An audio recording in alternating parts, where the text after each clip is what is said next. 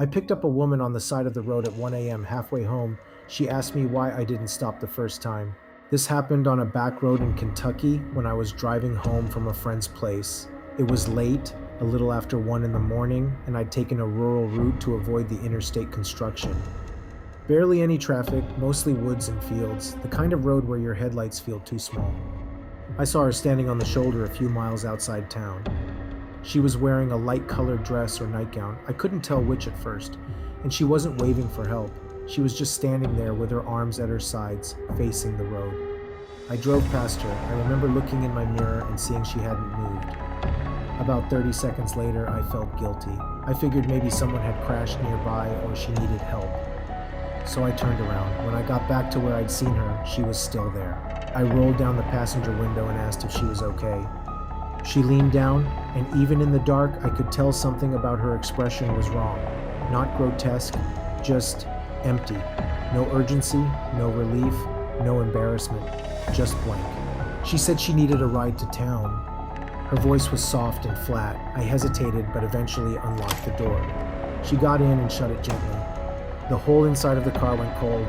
Not the AC is on cold, just dead cold. I asked where in town she needed to go. She gave me an address that I actually recognized. It was an old farmhouse outside town that had been abandoned for years. I told her nobody lived there anymore. She turned toward me and said, "Not now." I laughed nervously because I didn't know what else to do. About a minute later, without me saying anything, she asked, "Why didn't you stop the first time?" That made my chest tighten.